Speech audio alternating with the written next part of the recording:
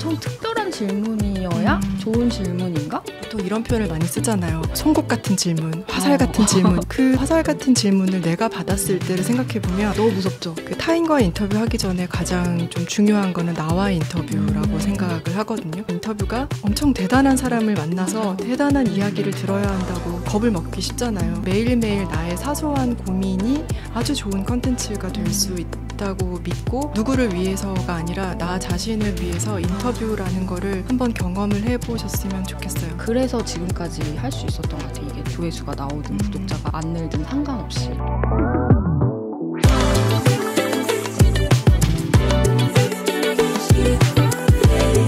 세상이 말하는 정답 말고 나다운 삶의 레퍼런스, 요즘 것들의 사생활 시작합니다. 오늘 에피소드는 차와 닮은 삶을 이야기하는 동아시아 차 전문 브랜드 맥파이앤타이거와 함께합니다. 안녕하세요 여러분, 요즘사 스토리파인더 혜민입니다. 여러분은 인터뷰를 좋아하시나요? 요즘사를 듣고 있는 분들이라면 인터뷰라는 장르에도 관심이 좀 있으실 것 같은데요. 나도 인터뷰를 좀 해보고 싶다, 인터뷰는 어떻게 하는 걸까 궁금하신 분들도 계실 것 같습니다.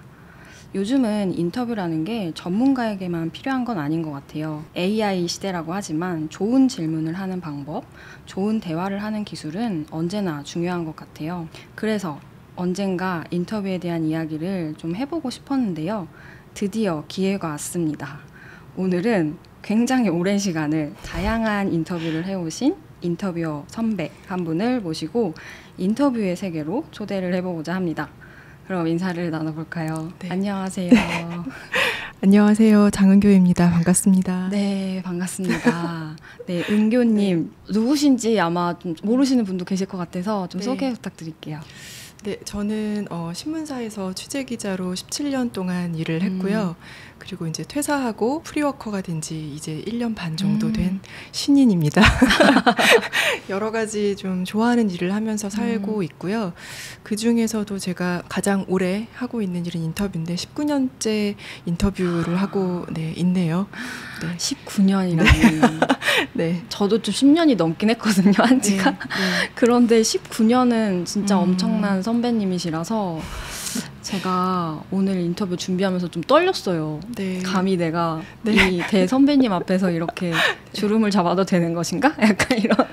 19년을 했지만 매번 할 때마다 저도 너무 긴장하고요. 사실 할 때마다 잘할 수 있을까? 잘하고 싶은데 이렇게 많이 늘 신인의 마음으로 19년을 했다는 거는 19년 동안 쭉 잘했다기보다는 19년 동안 얼마나 실수를 많이 하고 실패도 많이 하고 얼마나 많이 넘어졌겠어요.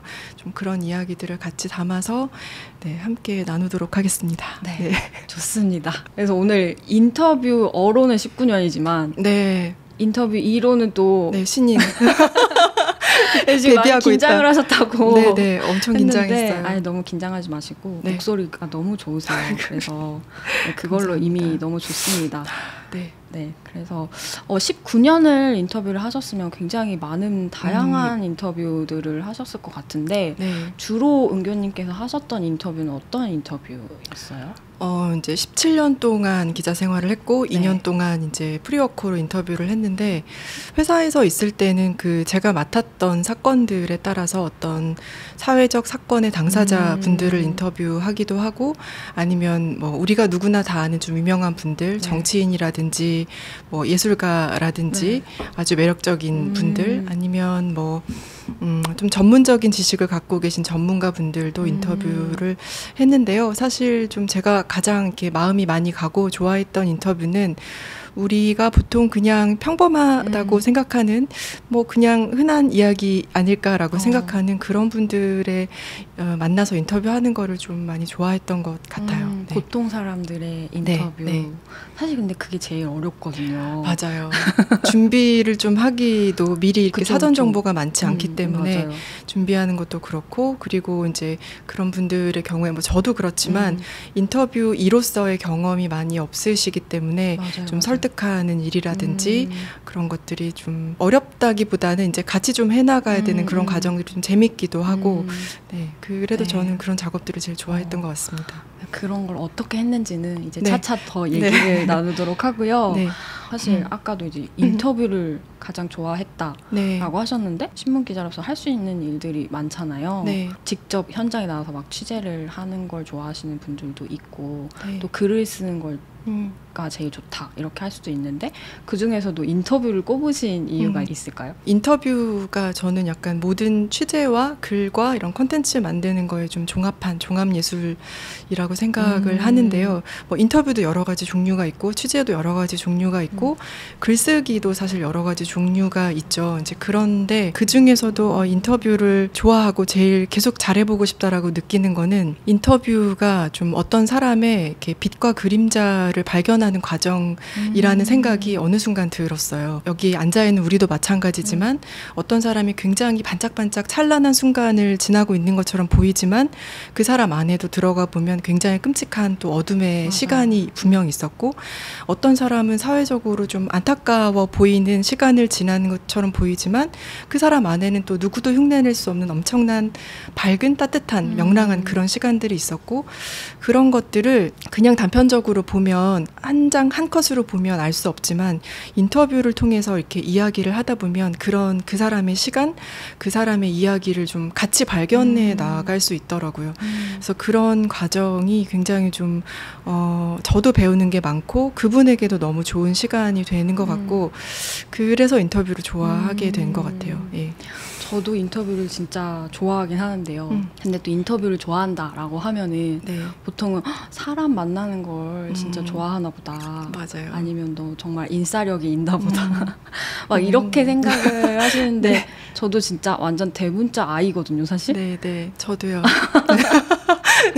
그래서 그러면 또 네. 의문을 가지실 거예요. 왜 아이인데 그렇게 많은 사람들 계속 만나오고 어떻게 그렇게 10년 넘게 그런 걸 할 수가 있냐. 은교님은 어떠세요? 제가 사실 제일 많이 하고 다니는 말이 저 사람 좋아하고 그런 사람 아닌데요 라고 진짜 말 많이 하거든요. 근데 생각해보면 오히려 이제 기자가 되기 전에 한 20대 초반, 중반 정도까지는 사람 만나는 걸 되게 좋아했던 것 같아요. 약속도 많이 잡고 사람 많은 데 가는 것도 좋아하고 그랬는데 오히려 기자가 된 이후에 그럼 이제 일적으로 굉장히 많은 다양한 사람들을 나의 생각이나 의도와 다르게 매일매일 좀 의무적으로 만나다 보니까 그분들의 잘못이라기보다는 그냥 좀 약간 지치게 되고 에너지도 너무 많이 소모되고 그리고 이게 이렇게 친분상으로 내가 즐거워서 좋아서 만나는 게 아니라 일적으로 만나다 보니까 또 사람들의 의도하지 않은 다양한 모습들을 이렇게 보고 예, 그런 과정에서 또 저의 못난 모습도 이렇게 발견하게 되고 그러다 보니까 오히려 일로 사람들을 만나면서는 굉장히 좀 멀리하게 되고 주말이나 이제 일하지 않는 시간에는 무조건 집에서 그냥 들어 누워 있고 혼자 있는 시간이 소중하고 그렇게 됐는데 그래서 저는 사실 저를 좀 후천적 내향인이라고 얘기를 하거든요. 사람이 이제 성향이 변하기도 하잖아요. 그런데 나는 사람 만나는 걸 그렇게 좋아한다고 말할 수는 없는 것 같은데 왜 그래도 계속 인터뷰라는 작업을 좋아하고 사람들을 계속 만나려고 하지? 라고 생각을 해보면 어떤 사람을 좋아한다, 사람들 막 만나는 걸 좋아한다라는 것과 어떤 사람을 궁금해한다라는 건 또 약간 다른 영역인 것 같더라고요. 그래서 너는 사람을 좋아해? 라고 물어보면 글쎄 그건 잘 모르겠는데 라고 대답할 것 같은데 그런데 너는 좀 사람을 궁금해? 만나고 싶은 사람이 있어? 라고 얘기했을 땐 항상 좀 사람에 대한 호기심이나 그런 건 있었던 것 같아요. 그래서 그런 좀 어려움이 있잖아요. 아마 혜미님도 느끼실 것 같은데 어떤 사람을 인터뷰하면 뭔가 저 사람을 완전히 이해해야 될 것 같고 완전히 너무 좋아해야 될 것 같고 내가 인터뷰했을 때 저 사람 좀 나쁜 사람이면 어떡하지? 좀 그런 걱정이 있잖아요. 근데 어느 순간 그냥 그 사람을 좋아할 필요도 없고 존경할 필요도 없고 그냥 그 사람이 갖고 있는 이야기를 내가 있는 그대로 듣고 있는 그대로 함께 발견하겠다 이렇게 생각을 하니까 인터뷰 좀 내향인도 인터뷰를 할 수 있을 것 같은데 라는 생각이 들더라고요. 정말 샤이하고 소극적이신 분들 그런 분들 중에서 나는 좀 사람 만나는 게 어려운데 인터뷰는 하고 싶어요 라는 질문을 저에게 해주시면 이런 대답을 괜찮아요. 저도 그렇고 맞아요. 그 사람 사람을 좀 오히려 내향인이기 때문에 함부로 판단하거나 너무 감정을 개입하거나 좀 그러지 않고 적당한 거리감을 두면서 그 사람을 조금 더 잘 발견할 수 있는 소질을 갖고 계신지도 몰라요라고 마치 제가 저에게 이야기하듯이 그렇게 말씀을 해드리는 편이에요. 네. 근데 저는 약간 반대거든요. 네. 저는 오히려 아까 후천적 내향인이라고 네, 했는데 저는 선천적 내향인인데 네. 인터뷰를 하면서 조금 사회화됐어요. 오, 네. 그럴 수 있죠, 맞아요. 근데 네. 저는 진짜 아이라서 뭐 보통 사람들이 지나가면서 다음에 한번 밥 한번 먹자, 뭐 언제 만나자 이러면은 언제 만나자는 거지? 네. 막 어떡하지? 막 왜 만나자는 거지? 막 약간 이렇게 진짜 만나야 되나? 막 생각하는 타입이거든요. 네. 그래서 약간 그런 만남은 잘 못해요. 그러면 이제 만날 사람이 없잖아요. 네. 근데 저는 만나고 싶은 사람은 또 있는 거예요. 제가 궁금한 사람. 저도 비슷하게 어떤 사람은 이 사람 궁금하다. 어떤 이야기를 갖고 있을까? 왜 이 사람이 이런 걸 했지? 막 이런 건 궁금한데 갑자기 전화해가지고 우리 한번 만나요? 이런 건 못하는 거예요. 네. 그래서 반대로 인터뷰라는 명목이 있으면 좀 만날 수 있잖아요. 할 얘기들도 미리 정해져 있고 네. 어떤 명분이 생기니까 네. 약간 그래서 저는 인터뷰를 좋아하게 된 것 같아요. 인터뷰가 되게 어떻게 보면은 안전하면서도 좋은 만남의 기회라는 게 우리가 안에 여러 가지 모습이 있잖아요. 여러 가지 페르소나가 있는데 그냥 이렇게 사교적으로 만날 때는 이 중에 나의 어떤 거를 꺼내야 될지도 사실 잘 모르겠고 맞아. 어느 정도의 거리를 유지해야 될지도 잘 모르겠지만 인터뷰 어와 인터뷰 이로 만나면 좀 정해진 페르소나가 있는 거잖아요. 그래서 조금 덜 어색하고 맞아요. 그 무대를 빌어서 이런 것도 질문해보고 평소에 좀 발현하지 못했던 나의 이런 모습도 이렇게 꺼내보고 그럴 수 있어서 저도 좋아하나 봐요. 맞아요. 네. 맞아요. 역시 배우게 된다. 네. 그래서 저는 좋아하고 인터뷰 얘기 해보고 싶었고 네. 주변에도 뭔가 기회가 되면 인터뷰 한번 해봐라. 저희가 운영하는 커뮤니티에서도 네. 그래서 인터뷰를 해봐라라는 어떤 장을 마련해드리기도 하고 네. 그런 이유가 뭔가 가벼운 만남에서는 할 수 없는 네. 좀 시간이 정해져 있으니까 좀 맞아요. 효율적으로 네. 굉장히 깊이까지 들어가 볼 수 있고 약간 이런 또 인터뷰의 장점들도 있는 것 같아요. 네, 맞아요. 그래서 또 인터뷰어 선배님이 오셨으니까 동료로 불러주세요. 네. 우리 또 그리고 저도 인터뷰를 하는 사람이고 네. 그러다 보니까 약간 서로의 인터뷰하는 마음가짐이라던가 네. 인터뷰를 어떻게 하는지 이런 것들을 약간 서로 만담처럼 같이 네. 나누면 어떨까. 네, 저도 배우고 싶다 그런 마음으로 왔기 때문에 제가 네. 선배님을 모셨는데 선배님을 인터뷰한다고 생각하니까 저도 부담이 되더라고요. 네, 네. 그래서 약간 바꿔봤어요. 만담이다. 네. 오늘은 약간 네, 네. 이런 컨셉이다. 이렇게 네. 하면 조금 덜 긴장을 네. 할 수 있을 것 같아서 그러니까 오늘 그렇게 한번 해보려고 합니다. 네. 어떠세요? 네, 아무 말 대잔치로. 네. 감사합니다. 네. 네, 그러면 본격적인 얘기를 하기에 앞서서 이렇게 인터뷰하는 날 아니면 네. 인터뷰 준비할 때 네. 약간 저는 좀 긴장이 항상 되더라고요. 네, 맞아요. 저도 그래요. 인터뷰를 오래 했는데도 할 때마다 긴장이 새롭게 돼요. 네. 그래서 좀 마음을 가라앉히고 약간 마음을 평온하게 할 때 이렇게 차를 좀 마시는 편인데요. 차 평소에 좀 마시나요? 보이차를 제가 좋아해가지고 이 차만 저에게 줄 수 있는 위로가 있더라고요. 이렇게 약간 번거롭잖아요. 맞아요. 그런데 굳이 입을 우리고 기다렸다가 그거를 이렇게 만나고 이런 행위 자체가 좋아서 차를 잘 마시려고 노력하는 편이에요. 그런 의미에서 오늘 광고 타임이 있습니다. 네. 지금 우리가 마시고 있는 차 그리고 이 티 머그를 네. 보내주신 곳이 맥파이 앤 타이거 라는 곳인데요. 네. 네, 맥파이 앤 타이거 뜻이 뭐냐면요. 네. 까치와 호랑이가 동아시아의 좋은 차를 소개한다 라는 이런 귀여운 의미를 가진 브랜드예요. 특히 저는 맥파이 앤 타이거가 좋은 게 입차를 내리는 과정이 사실 원래 방식으로 하면 굉장히 번거롭고 복잡하잖아요. 근데 그거를 해소해 줄 수 있는 도구들을 많이 좀 소개를 해주시더라고요. 마침 우리가 지금 마시고 있는 맥파이 앤 타이거 입차와 이 스튜디오 토림에서 만든 티머그 세트가 9월 2일에 새로 출시된다고 합니다. 이제 곧 가을이잖아요. 네. 그래서 도자기 소재라서 좀 계속 따뜻하게 마실 수 있을 것 같고요. 그리고 귀여운 티머그 뚜껑에다가 이렇게 거름망 올려두고 사용할 수도 있어서 책상 앞에 두고 일을 하다가 가볍게 입차를 즐기기도 너무 좋을 것 같습니다. 차를 시작하시려는 분들, 그리고 일상 속에 차가 필요하신 분들께 이 맥파이 앤 타이거 입차와 스튜디오 토림의 티머그 세트를 추천드립니다. 9월 2일부터 맥파이 앤 타이거 스마트 스토어에서 만나볼 수 있습니다. 근데 이거 진짜 좋은 것 같아요. 딱 요 정도 사이즈가 되게 9월 2일이라고 하셨죠? 네. 그러면 본격적으로 인터뷰 이야기 좀 해보려고 하는데 네. 근데 이런 이제 이야기를 하겠다고 했을 때는 나는 인터뷰어는 아닌데 아니면 나는 굳이 뭐 인터뷰 콘텐츠 만들 것까지는 아닌데 이 네. 이야기가 나에게 필요할까라고 네. 생각하시는 분들도 있을 것 같아요. 네, 맞아요.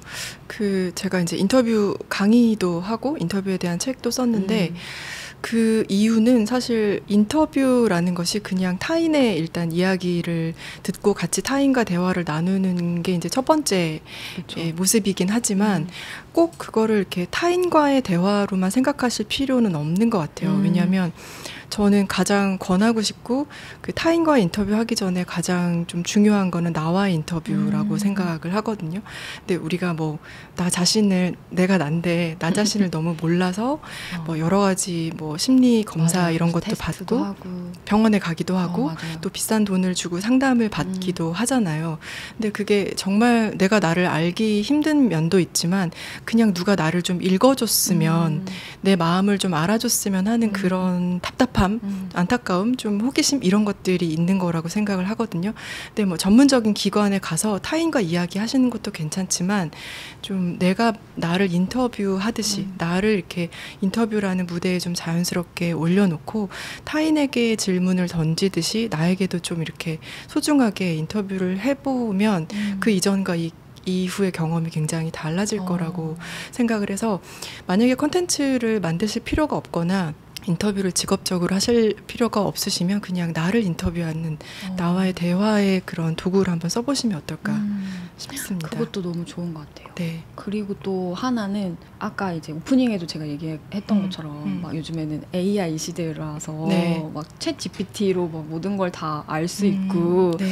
막 그렇다고 하지만 그것도 잘 쓰려면 네. 좋은 질문을 던져야 된다라는 맞아요. 걸 봤거든요. 그래서 그런 부분에서도 인터뷰하는 과정에 대해서 알고 나면은 좀 네. 도움이 되지 않을까 네. 저는 그런 생각을 했거든요. 네. 첫 번째로 어쨌든 인터뷰에서 가장 먼저 떠오르는 게 질문이잖아요. 네. 어떤 질문을 던져야 하는가 그리고 어떤 질문이 좋은 질문인가. 그러니까 저도 인터뷰 채널을 하고 있다 보니까 저도 네. 종종 이제 강연 같은 걸 하면 항상 여쭤보시는 게 좋은 질문이 어떤 질문인가요? 어떤 질문을 던져야지 좋을까요? 이렇게 물어보시는데 참 그게 어렵더라고요. 맞아요. 그게 사실 사람마다 너무 다르고 그렇다고 엄청 특별한 질문이어야 좋은 질문인가? 네. 저는 그건 아니라고 생각을 해서 네. 네, 은교님 어떻게 생각하세요? 그 좋은 질문에 대한 고민을 저도 진짜 19년째 하고 있는 것 같아요. 커리어를 처음 시작했을 때부터 질문하는 일을 계속 해왔으니까.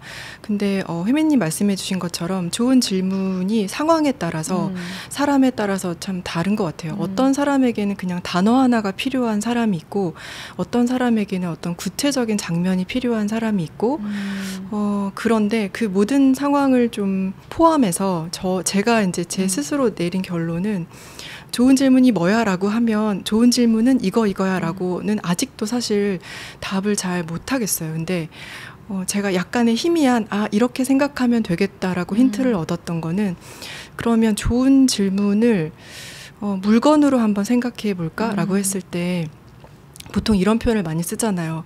뭐 송곳 같은 질문, 화살 같은 질문, 이거 되게 멋있고 예리하고 날카롭고 진짜 똑똑한 질문 이렇게 많이 생각을 하는데 그 송곳 같은 질문이나 화살 같은 질문을 내가 받았을 때를 생각해 보면 너무 무섭죠. 네, 그냥 찔려가지고 윽하고 답을 그 순간에는 할 수 있을 것 맞아요. 같은데 집에 가면 그냥 상처가 남을 것 같고 굉장히 후회되고 맞아요. 좀 억울하기도 하고 이런 느낌이 들 것 같아서 어떤 순간에는 좀 송곳이나 화살이 필요할 수도 있지만 제가 생각했을 때 좋은 질문은 열쇠 같은 질문이라는 생각이 들더라고요. 열쇠도 이렇게 가가지고 그 사람을 이렇게 하는 게 아니고 그 사람에게 제가 열쇠를 건네는 거죠. 이렇게 우리 마음 안에 굉장히 여러 가지 방이 있잖아요. 좀 아픈 방도 있고 그렇죠. 즐거운 방도 있고 어린 시절의 방도 있고 여러 가지 방이 있는데 사실은 평소에 그 많은 방들을 우리가 다 돌아다니진 않잖아요. 그런데 좋은 질문을 통해서 이렇게 열쇠를 건넨다는 느낌으로 그 사람이 이거를 열쇠 같은 느낌으로 이 질문을 받아들이면 그걸 들고 자기 마음의 방 안으로 들어가서 열고 들어가는 거죠.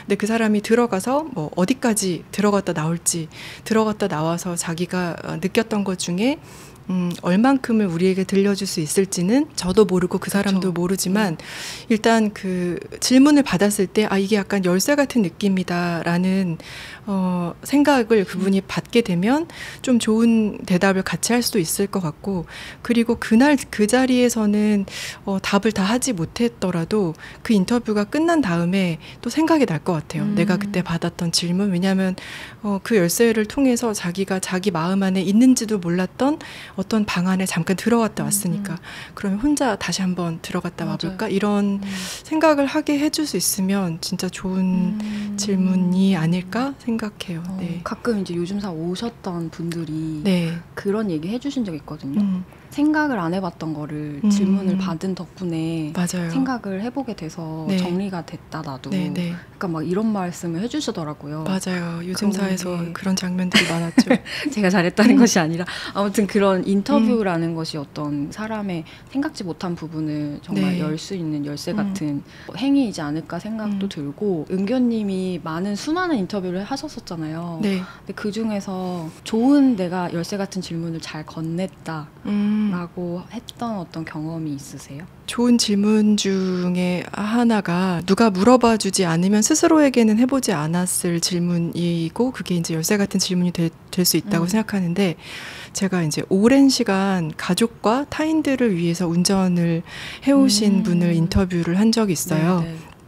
운전도 너무 잘하시고 거의 30년, 40년 운전을 해오셨는데 그분에게 제가 어떤 질문을 드렸냐면 이웃이나 타인을 위해서가 아니고 자기 자신만을 위한 운전, 나만을 위한 드라이브 중에는 어떤 게 제일 기억에 남으시냐고 여쭤봤는데 그분이 거의 한 잠깐 3초 정도 없다는 거예요. 생각을 해보니까 늘 뭐 시부모님 병원 아니면 주변에 좀 어려운 이웃들 봉사 갈 때 아니면 뭐 자식분들 뒷바라지 하거나 친구들 도와줄 때 이럴 때 운전을 진짜 많이 했는데 생각해보니까 자기 자신을 위해서 뭐 바람 쐬러 바닥 그런 게 단 한 번도 없다는 거예요. 그거에 이제 본인도 너무 놀라시고 그래서 그 다음 질문은 만약에 운전면허를 안 땄다면 운전을 안 하셨다면 어떠셨을 것 같아요? 라고 말하니까 글쎄 그것도 한 번도 생각해보지 않았는데 운전을 안 했더라도 그래도 뭔가 내가 사람들을 이렇게 잇는 역할을 하지 않았을까요?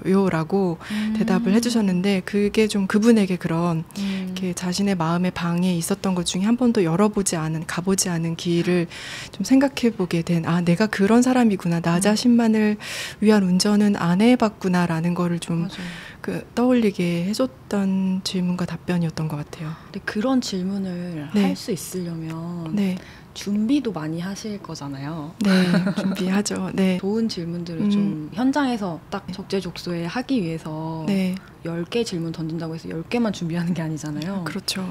어떤 식으로 좀 질문지를 준비하세요? 보통 이제 좀 많이 알려진 분들이어서 이렇게 공개된 정보들, 제가 좀 검색할 수 있는 정보들이 많이 있는 분들의 경우에는 그냥 그런 것들을 이제 열심히 모으되 그리고 이제 다른 인터뷰라든지 그런 걸 이제 레퍼런스로 삼기는 삼는데 그건 그냥 딱 그 자료조사까지만 하고 이 인터뷰는 일단 한 번이다. 이 사람과 내가 만나서 하는 단 한 번의 사건이라고 생각을 하기 때문에 그냥 머릿속에 이제 입력은 하지만 지금부터는 이제 새로 시작한다고 생각을 하고 이 사람과 내가 왜 만나야 되지? 이분은 여기 왜 나왔을까? 그리고 우리가 이제 어떤 주제를 가지고 만나긴 하잖아요. 그 주제를 통해서 이분과 내가 뭐 어떤 이야기를 만들어 나갈 수 있을까? 이런 것들을 좀 내러티브를 좀 상상한다고 해야 되나요? 그런 식으로 하고 거기에 맞춰서 이제 세부 질문을 좀 준비하는 편이고요. 근데 이제 정보가 좀 잘 알려지지 않거나 오늘 처음 만나는 사람하고 인터뷰하게 되는 경우도 굉장히 많잖아요. 그럴 때는 그냥 그분에 대해서 제가 알 수 있는 최소한의 정보, 그래도 그 사람을 만나려고 했던 이유가 있으니까 그 최소한의 정보를 가지고 그분의 입장에 대해서 좀 많이 상상을 하는 편이에요. 예를 들면 뭐 어떤 강원도에서 오랫동안 옥수수 농사를 하신 분이다? 그러면 내가 옥수수 농사를 하는 강원도의 농부로 한 50년, 60년을 살았다면 어떠어떠한 삶의 변곡점들을 겪었을까? 그리고 그 지역에 사회적으로 어떠어떠한 일이 있었지? 뭐 그런 것들을 좀 찾아보는 편이고, 근데 사실 그 질문이나 이런 거는 그 전날까지는 좀 나름 열심히 이렇게 준비하려고 노력은 하는데, 질문지라는 거는 그냥 그 어제 내가 나 혼자 만든 거잖아요. 네.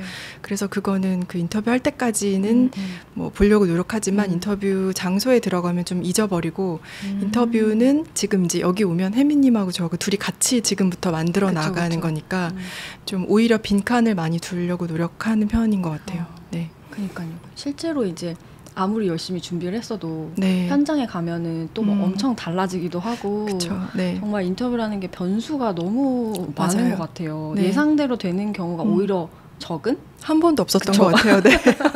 갑자기 비가 올 수도 있고, 그쵸. 네. 전기가 나갈 수도 있고, 맞아요. 그분이 빨리 집에 가셔야 될 수도 있고. 그리고 나는 막 이런 방향으로 그러면 네. 얘기를 해야지. 근데 네. 그 사람이 나는 이제 생각이 바뀌었어요. 이러면서 맞아요. 다른 얘기를 막 해.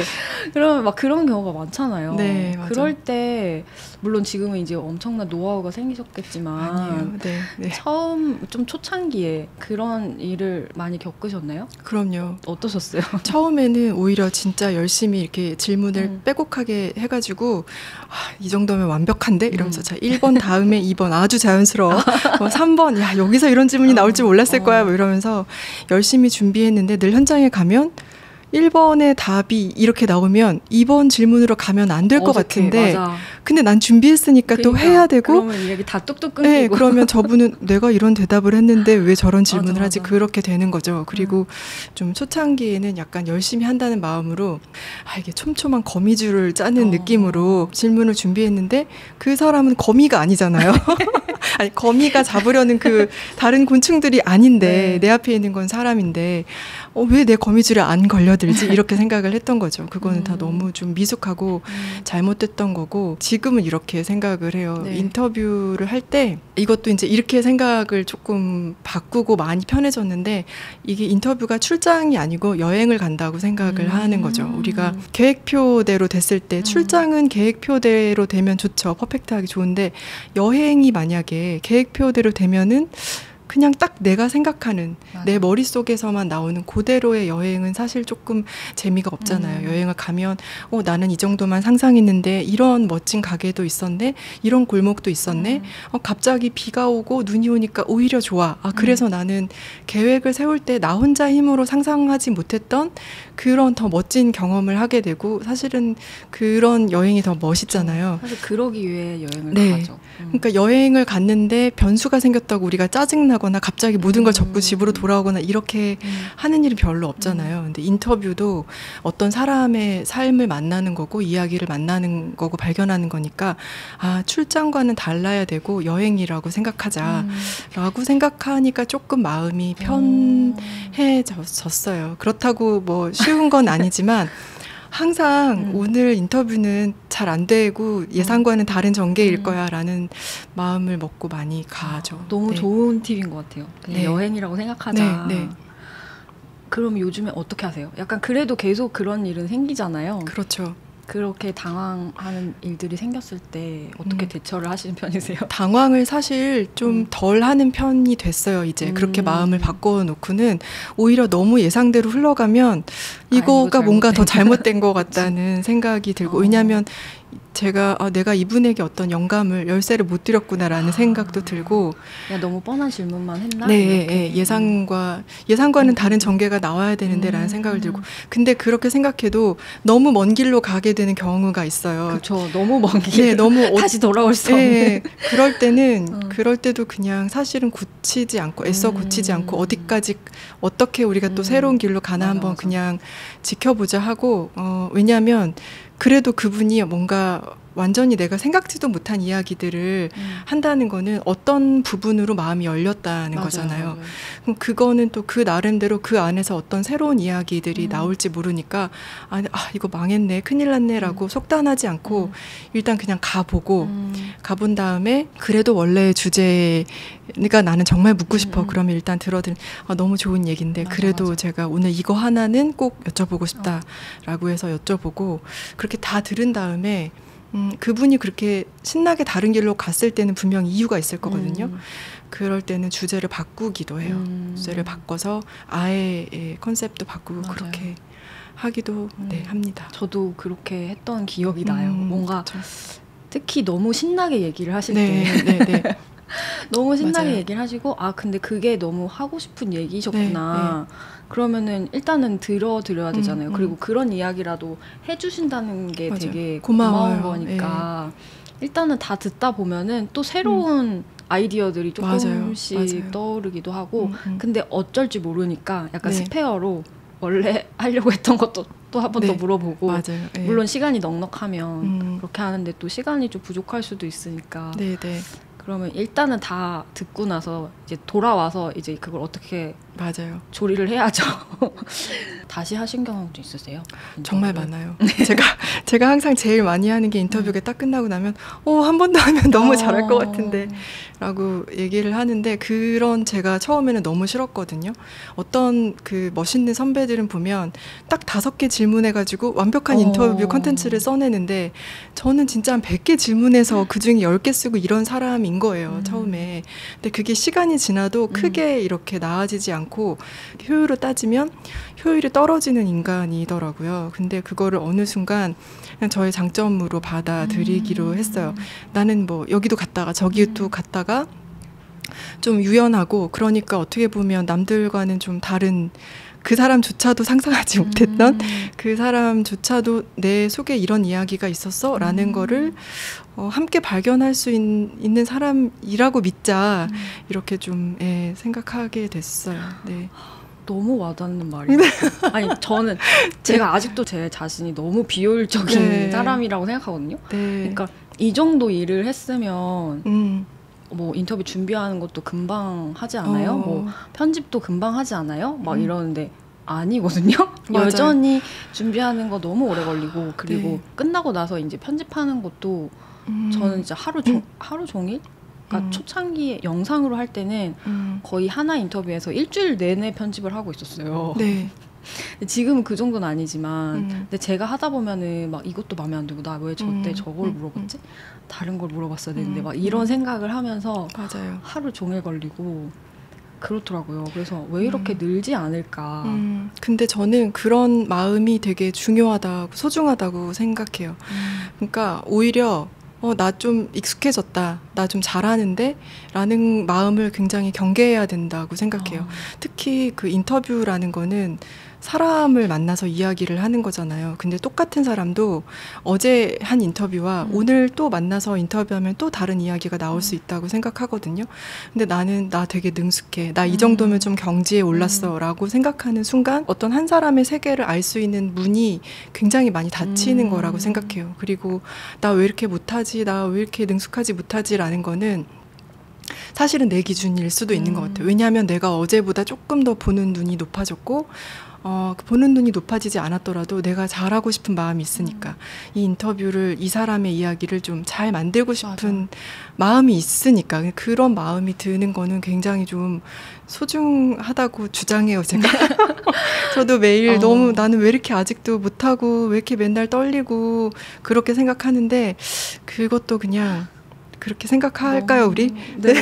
너무 지금 위안이 되고 있어요. 맞아요. 왜냐면 다들 저도 막 멋있고 엄청 진짜 아까 말씀하신 것처럼 뭐 5개 질문으로 모든 거를 다 핵심을 다 이렇게 하시는 분들도 많고 막 그러니까 항상 이제 주눅이 들고 다들 뭐 인터뷰 채널 이렇게 운영을 하고 하는데 엄청 잘하겠지라고 생각하실 텐데 사실은 아니라서 저도 늘 새롭게 노력하고 새롭게 긴장되고 그런 거라서 항상 이런 내 모습을 알면 되게 보잘것없이 보일 수도 있겠다. 너무 프로가 아닌 것처럼 보이지 않을까? 막 이런 생각을 늘 했거든요. 맞아요. 근데 이렇게 말씀해 주시니까 아 진짜 19년 차 선배에서 아니 신인 오늘도 신인. 근데 제가 모르겠어요. 그렇게 타인의 인터뷰 현장을 볼 기회가 그렇게 많지는 않은데 제가 만났던 이제 인터뷰 이 분들은 그러니까 다른 인터뷰어도 경험하셨던 분들을 보면 또 생각보다 그렇게 진짜 멋있는 촌철살인의 질문을 하시는 인터뷰어가 과연 상대를 편하게 해줬을까를 생각하면 꼭 그렇지는 않은 것 같아요. 그러니까 저는 이제 현장에 가면은 사람들이 되게 안타까워할 때도 지금 인터뷰하고 있는 거 맞아? 그리고 더해 막 이렇게 하기도 하고, 왜냐하면 제가 너무 그렇게 막 프로처럼 질문을 잘 못하거든요. 여기 갔다 저기 갔다 제가 오히려 우왕좌왕하기도 하고. 그런데 사실 그 말을 얼마나 능수능란하게 잘하느냐 보다는 그 상대방이 느끼는 게 중요한 것 같아요. 지금 저 사람이 나를 이해하려고, 저 사람이 나를 오해하지 않고 진심으로 이해해 보려고 정말 노력하고 있구나. 그게 좀 서툰 발걸음일 수도 있고 한 번을 이렇게 확 낚아채는 제스처일 수도 있지만 그냥 그 마음이 통하는 게 중요한 것 같아서, 제가 볼 때 혜민님 요즘사 인터뷰를 사람들이 많이 좋아하고 그런 거는 그냥 이 화면 밖에 있는 사람들도 지금 그 시점에 궁금한 것을 너무 자연스럽게 이렇게 좀 누구를 이렇게 공격하거나 찌르거나 궁지로 몰지 않고 이렇게 자연스럽게 다가가는 마음으로 인터뷰하는 마음이 좀 잘 전해져서 그런 게 아닐까? 오늘 거의 제 힐링 타임이네요. 아니, 제가 힐링을 받고 있기 때문에. 왜냐면 저도 질문이 막 그렇게 날카롭다고 느끼지 않았었거든요. 근데 막 아까 처음에 말씀해 주신 것처럼 좋은 질문은 뭔가 엄청 날카로워야 될 것 같고, 근데 사실 저는 제 질문들이 그렇진 않거든요. 물 흐르듯이 자연스러웠으면 좋겠다. 약간 이런 마음으로 그 장면을 상상하면서 질문지를 쓰는데 그런 것도 괜찮다라고 말씀해 주시는 것 같아서 네, 계속 제가 지금 위로를 받고 있고요. 그 인터뷰어가 멋있는 질문인지 인터뷰 일을 조금 멋있게 해줄 수 있는 질문인지를 선택해야 한다면 그냥 나는 조금 미숙하고 더듬더듬 하더라도 인터뷰 일을 조금 빛나게 해주는 질문을 했으면 좋겠다라고 생각을 하죠. 맞아요. 저도 그런 편인 것 같아요. 네. 이제 인터뷰 관련해서 이제 물어보시는 분들 중에 이제 섭외 관련돼서 많이 물어보시거든요. 저는 사실 저희 채널에 막 유명인이 나오면 아, 뭐 요즘사 섭외령 무엇? 막 이런 댓글이 달려요. 근데 사실 유명인보다 저는 유명하지 않은 그냥 진짜 평범한 사람들을 섭외하는 게 더 어렵다고 생각을 하거든요. 사실 뭐 저자나 이미 유명한 사람은 뭐 물론 그 사람이 거절할 수는 있지만 그 사람을 찾아내긴 너무 쉽잖아요. 컨택할 수 있는 정보들도 있고. 그쵸. 내가 컨택할 수는 있고 내가 메일을 보내서 어떻게든 설득할 기회라도 얻을 수 있는데 일반적인 사람들은 내가 어떤 기획을 해서 상상을 하고 아 이런 사람들이 어딘가 있을 거야 라는 가설을 세우고 우리가 기획을 하잖아요. 근데 그런 사람이 대체 그럼 어디서 찾아야 되지? 라고 했을 때 사실 그게 제일 더 어려운 일이라고 생각을 해요. 네, 맞아요. 근데 은교님이 기획하시는 인터뷰들을 보면 대부분 그런 것들이 많더라고요. 일상 속에 어딘가에서 일을 하고 계시거나 자기 삶을 살고 계시는 그런 분들 중에 어떤 이야기를 들려줄 수 있을지 사실 알 수 없는데 그런 사람들을 찾아내고 발굴하고 이야기를 꺼내게 하고 그리고 막 이게 시리즈일 때는 그 사람들마다 또 조금씩 다른 이야기들이 나와야 되잖아요. 그런 것도 너무 비슷한 얘기가 나오면 또 안 되니까 약간 맞아요. 저는 그게 어려운 일이라고 생각하는데 어떤 식으로 찾아내세요? 그런 사람들을. 정말 비법은 없고 저도 어떻게 보면 인터뷰 그 전 과정 중에서 가장 어려운 게 섭외인 것 같아요. 그리고 제일 중요하기도 중요하고 늘 가장 많이 실패하고 가장 많이 긴장되는 부분이거든요. 그래서 뭐 첫 번째로 드릴 수 있는 거는 저도 비법은 없지만 그냥 이제 구체적인 실사례와 그리고 그래도 저만의 뭐 나름의 비결이 있다면 뭘까를 생각해 보면 이게 두 가지로 말씀드리면 그냥 많이 진짜 미친 듯이 찾아다니는 거. 그러니까 어떤 인터뷰를 하고 싶다라고 생각을 하면 거의 좀 거기에 이렇게 빠지게 되잖아요. 그러면 이제 그 필터가 저에게 씌워지는 거죠. 길거리를 다녀도 뭔가 그런 사람들만 보이게 되는 거예요. 그래서 일단 이제 우리가 명함이 없지 일을 안 했냐라는 프로젝트를 했었는데 회사에서 맞아요. 그때 이제 우리 사회에서 할머니라고 부르는 분들의 삶을 뭐 누구의 엄마, 누구의 아내, 뭐 누구 딸 이런 게 아니라 그냥 그분들의 삶을 일 중심으로 기록하는 그런 프로젝트를 해봐야겠다라고 생각을 한 순간 일단 이제 사방팔방 떠들고 다녔어요.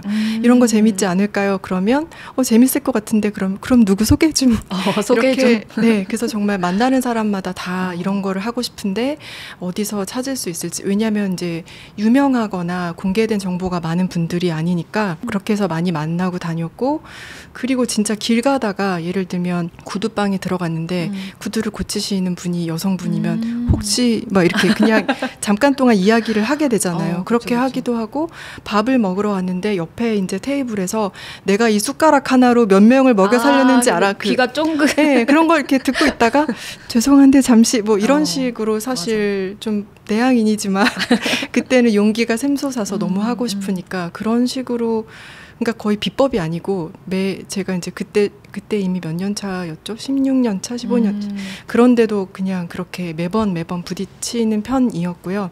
실패를 거의 많이 했죠. 그렇게 했는데 그럼에도 불구하고 어떻게 성공을 했는지를 제가 이제 나중에 네. 그 평범하신 분들을 포함해서 네. 저랑 인터뷰를 해주신 많은 분들한테 왜 저랑 인터뷰 해주셨어요? 이렇게 여쭤보면은 좀 간절해 보였다. 정말 꼭 해줘야 될 것 같았다라는 게 있었고 또 하나는 약간 한편으로는 그분들의 불안감을 없애드리려고 되게 노력하는 편인 것 같아요. 그러니까 일단 인터뷰를 하게 되면 인터뷰어와 인터뷰인은 한 팀이라고 생각을 하거든요. 일방적으로 내가 질문을 던지고 저 사람은 대답만 하고 난 저 사람에서 뭘 끄집어내기만 하고 그런 게 아니라 같이 만들어가는 거라고 생각해서 그 섭외를 할 때도 같이 이렇게 한 팀인 것처럼 설득을 해요. 그러니까 나는 왜 이 인터뷰를 하고 싶어졌고 고민을 소상히 말씀드리고요. 그리고 왜 당신이어야 되는지 그 원 오브 댐이 아니라 왜 당신이어야 되는지도 얘기를 하고 인터뷰를 청을 받는 입장에서 가장 불안한 게 뭘까를 생각해 보면 사실 내가 무슨 말을 할 수 있을까 맞아. 그리고 내가 어떻게 등장하게 될까 비춰지게 될까가 약간 불안할 수밖에 없잖아요. 근데 제가 정말 이걸로 인터뷰로 뭐 인생을 바꿔드리겠습니다 아니면 최고의 조회수가 나오는 뭘 만들겠습니다 이런 것은 약속하지 않고 할 수도 없지만 이 인터뷰를 통해서 인터뷰를 하고 나면 그 당신과 내가 조금은 좋은 쪽으로 바뀌어 있을 것이다. 그러니까 이 시간이 그냥 어떤 콘텐츠를 만들기 위한 작업의 시간이 아니고 당신과 내가 조금 함께 좋은 것을 발견해 나가는 시간이 되도록 내가 노력하겠다. 이런 거를 많이 말씀드리는 것 같아요. 그리고 그게 저라도 인터뷰 요청을 받으면 그렇게 다가오면 좋을 것 같거든요. 그래서 그게 굳이 비결이라면 비결일까? 근데 저도 계속 찾아가는 중이고 매번 지금도 실패하고 있어요. 지금 현재 또 거절하고 계신 분이 계셔가지고 어떻게 현재 진행형 어떻게 이제 이분의 불안과 이분의 어려움을 해소해 드릴까를 생각을 하고 있고 근데 사실 거절을 당하면은 그것도 왜 저분이 왜 거절하실까 그 이유를 좀 생각해 보는 편이에요. 그냥 인터뷰고 뭐고 다 사는 게 바빠서 귀찮은 사람일 수도 있고 예전에 어떤 인터뷰에서 나쁜 기억이 있는 사람일 수도 있고 그냥 너 누군데 나 너 모르는데 낯선 사람이라 불안해 그럴 수도 있고 이야기하는 건 너무 좋은데 내가 어떤 콘텐츠로 나를 이용할지 그게 너무 불안해 그런 여러 가지 불안과 좀 거절의 갈래가 있잖아요. 네. 그게 뭔지를 좀 먼저 파악하려고 노력을 하고 제가 그거를 좀 해소해 드릴 수 있다면 그거를 해소하려고 노력하는 편이죠. 네. 저도 요즘에는 사실 제가 섭외하는 비율보다 먼저 이렇게 요청을 주시거나 그런 경우가 많아지긴 했어요. 근데도 저는 제가 이제 컨택해서 하는 거를 사실 더 좋아하거든요. 그래서 여전히 섭외 메일을 쓰기도 하고 하는데 완전 진짜 처음 프로젝트가 그 결혼생활 탐구라는 시리즈가 있었거든요. 그때는 뭐 요즘 것들의 사생활 이게 뭐야? 약간 아무도 모르고 그냥 처음 이제 계정을 만들어서 뭐 팔로우도 아무도 없고 막 그럴 때였어요. 근데 저는 그 프로젝트를 하고 싶었던 거죠. 왜냐하면 그때 당시에 저의 고민이기도 했었고 네. 결혼 생활을 막 시작하면서 네. 왜 이렇게 뭘 하라는 게 많지? 막 이렇게 자꾸 압박이 들어오지? 막 이런 생각에 근데 나는 그렇게 살기 싫은데 나만 이렇게 생각하나? 이런 생각을 하면서 나 같은 사람 또 있을 것 같아. 이러면서 이제 나 같은 사람 아니면 나보다 조금 더한 사람 이런 사람들한테 좀 얘기를 듣고 싶다. 네. 이런 생각으로 이제 섭외를 시작을 했었어요. 근데 그때는 지금은 사실 막 유명인들도 나오고 이렇게 작가님들도 나오시지만 네. 그때는 그런 분들이 아니라 정말 제 주변 사람들이었거든요. 네. 그래서 저도 진짜 맨 땅에 헤딩을 해가면서 나 이런 거 하고 싶은데 혹시 그런 부부 알아? 막 네. 이렇게 물어보고 다니기도 하고 정말 진짜 비슷하시네요. 진짜 네. 비슷해요. 그래서 너무 그때가 떠올랐어요. 지금 말씀 들으면서. 그리고 남다른 사고방식을 살고 있는 사람들은 왠지 독립 책방 같은 데 자주 갈 것 같아. 약간 이런 생각을 한 거예요. 네, 합리적이다. 네, 그래서 독립 책방 사장님들한테 다 연락을 해서 이 제보를 받습니다. 포스터를 만들어서 이걸 네. 좀 붙여달라고 네. 했었어요. 네. 그래서 그 전국적으로 근데 몇 군데 되진 않았지만 네. 전국적으로 제가 알고 있는 독립책방들한테 이렇게 부탁을 드려서 그렇게 해가지고 정말 제보를 받은 그러니까 적도 내향인이지만 이렇게 정말 하고 싶은 게 생기니까 맞아요. 실행력과 용기가 이렇게 맞아요. 짠 나타나잖아요. 맞아요. 저는 그런 것 내향인이지만 정말 하고 싶은 게 있으면 정말 그런 게 그게 갑자기 멋있는 것 같아요. 생기거든요. 그렇게 해서 한 명, 두 명 모으고 한 팀을 인터뷰를 하면 맞아요. 그분들 또 주변에 그런 사람들 또 모여 있잖아요. 네. 그래서 혹시 주변에 또 더 하신 분 있나요? 막 이렇게 해가지고 또 소개를 받기도 하고 네. 그런 식으로 맞아요. 했던 것 같아요. 근데 그때는 지금보다 더 내밀한 이야기, 되게 음. 사적인 이야기를 했어야 됐기 때문에 진짜 거절도 정말 많이 당했고요. 말씀하신 것처럼 어떤 게 불안한지 너무 알겠고 게다가 이게 뭐 알려진 매체도 아니고 뭔지도 모르는 듣보잡인데 내가 여기에 처음에는. 나가서 괜찮나 막 이렇게 걱정하신 분도 계시는 것 같고 그런 것들을 설득하는 게 정말 쉽지는 않았던 것 같아요. 근데 말씀하신 것처럼 뭔가 엄청난 노하우가 있었다기보다는 저도 되게 간절하게 네. 맞아요. 그리고 메일을 쓸 때 엄청 구구절절 쓰는 편이거든요. 저도요. 굳이 이렇게까지 굳이 뭘 맞아. 이런 내용까지 뭐 물어보지도 네. 않았는데 네. 막 내가 왜 이걸 이렇게 하게 됐고 이거를 해서 나는 이런 그래도 조금이나마 어떤 세상의 작은 균열을 만들 수 있지 않을까요? 막 이런 말을 하면서 네. 막 설득을 막 했던 것 같아요.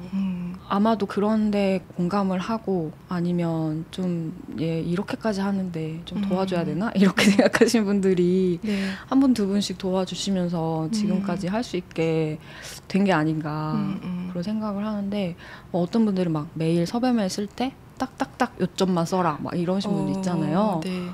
근데 저는 그게 절대 잘 안 되고 네. 물론 잘 보이게 이렇게 목차를 나눠서 쓰지만 네. 그냥 굵게 제목 굵게 그쵸. 정도 표시에 띄어쓰기 좀 하고 근데 쓰다 보면 엄청 길어지더라고요. 구구절절 늘. 포기 못해. 근데 저는 그게 노하우라면 네. 약간 이렇게 생각을 하게 되더라고요. 나중에는 네. 일반인 분도 계시지만 유명인들을 만약에 섭외를 해야 된다라고 할 때도 약간 구구절절 권법을 많이 쓰는 편인 것 같습니다. 네, 맞아요. 그러니까 마음을 그렇게 쏟아서 하는 네. 거죠. 사실 구구절절이 다 내 마음이거든요. 내가 왜 하고 싶은지, 왜 내가 당신을 만나고 싶은지. 맞아요. 근데 사실은 진짜 마음이 없으면 구구절절이 안 돼요. 맞아요. 그런데 그거 자체가 저도 그게 이번에는 제발 좀 짧게 쓰고 너무 약간 어떨 때 보면 조금 비굴해 보이는 것 같기도 하고. 저도 그런 생각을. 근데 좀 그러면 어때? 어. 그렇게 나의 간절한 마음을 표현하는 거니까 저는 그냥 그것도 받아들이고 있어요. 네. 그리고 뭔가 어떤 기획에서 이 사람은 진짜 꼭 필요하다 네. 이런 게 있잖아요. 네네네. 쉽사리 포기할 수 없는 사람도 있잖아요. 맞아요. 막 그러면은 막 메일로는 설득이 안 될 것 같고 막 직접 찾아가가지고 막 물어보기도 하고 네. 막 그랬던 것 같아요. 역시 은근님도 그러니까 그러시죠? 하고 싶은 일이 생기면 그럼요. 저는 뭐 온갖 근데 이제 상대방이 너무 불편함을 느끼지 않을 선을 지킨다는 원칙하에 그냥 이제 거절을 당하면 알겠습니다 하고 그런데 그런데 네, 좀 네, 여러 가지 방법을 많이 좀 네, 쓰려고 노력하는 편이죠. 최근에도 그런 식으로 보냈던 적이 있는 것 같아요. 한번 해서 이제 거절 당한 거예요. 근데 이제 보통 거절을 할 때 누가 요즘 살을 그러니까 그게 아니라 거절을 해서 근데 이유가 있으셨겠죠. 뭐 지금 당장은 여유가 없거나 네. 근데 그게 고지고대로 여유가 없는 걸 수도 있고 아닐 수도 있긴 하잖아요. 네. 그게 그냥 한 걸 수도 있는데 그거를 딱 잡아가지고 그러면 이제 한 가을쯤은 괜찮으신 걸까요? 그래서 그럼 가을쯤에 제가 다시 연락을 드리겠습니다. 이렇게 하고 실제로 가을이 됐을 때 다시 또 연락을 드리는 거죠. 오, 대단하다. 그래서 네. 섭외된 경우가 있어요. 쉽지 않은데. 근데 그게 뭐 본인은 그냥 말했던 걸 수도 있는데 그 순간에는 근데 그렇게까지 하면은 진짜 만나고 싶나 보다. 진심이 느껴진 그렇게 거죠. 생각하시니까 또 응하신 게 아닐까? 사실 인터뷰할 때 피할 수 없는 게 거절 당하는 거라고 생각을 맞아요. 하거든요. 근데 거절을 잘 당하는 것도 너무 중요하다고 생각해요. 그러니까 우리가 그 앞모습을 많이 보는 것 같지만 나는 못 보는 뒷모습이 타인에게는 더 잔상으로 많이 남아있을 수 있잖아요. 그래서 거절을 당했을 때 날 거절해? 아니면 뭐 그래 거절 당했으니까 끝 이렇게 할 수도 있고 근데 그것보다는 거절을 할 수밖에 없는 당신의 마음을 알겠고 어쨌든 내 뭐 요청에 대해서 뭐 읽어주거나 답을 하거나 이렇게 시간을 그래도 내줘서 고맙다라는 걸 꼭 얘기를 하고 항상 근데 이거는 너무 단호한 안녕이다 싶으면은 어쩔 수 없지만 뭔가 그래도 언젠가 한번 다른 이유로라도 만나고 싶다라는 생각이 들면 항상 다음에 그럼 언젠가 이렇게 마지막 인사를 저도 하려고 노력한 편이고 실제로 저는 진짜 완전 엄청난 거절을 당한 적이 굉장히 많은데 그 중에 한 분은 진짜 나는 기자랑은 대화 안 하고 더 이상 나한테 전화 같은 거 하지 말고 내 전화번호 어떻게 알았는지 모르겠지만 이렇게 굉장히 조금 당시에 아주 논란이 됐던 사건의 이제 당사자 중 한 분이셨어요. 근데 저도 그분이 언론이랑 인터뷰하기 싫을 것 같은 마음이 너무 이해가 나 같아도 네. 그러게 말입니다. 약간 이런 생각이 드는 거예요. 근데도 이제 너무 단호하게 거절을 하시니까 이거는 진짜 안 되는구나 라고 생각을 했거든요. 근데 그때 너무 괜히 귀찮게 해드려서 죄송하고 어쩌고 했는데 그분이 한 몇 개월 있다가 갑자기 연락이 왔어요. 이제 나 말할 준비가 된 거 같다고 하면서 이렇게 아주 긴 인터뷰는 아니었고 이제 좀 예민한 사건이어서 익명으로 얘기하긴 했는데 너무 깜짝 놀랐어요. 토요일 아침에 진짜 자다 벌떡 일어나 뭐지 이게 왜냐면 그분이 나에게 전화할 리가 없는데 그 번호가 뜨는 거예요. 그러면서 그때도 건조하게 말씀하시긴 했지만 굉장히 어쨌든 그 거절하시는 마음도 그렇게 편하진 않거든요. 그러니까 그 인사를 헤어질 때도 그 인사를 잘 하는 게 서로에게 좀 상처로 남지 않게 잘 하는 게 좋은 것 같아요. 네.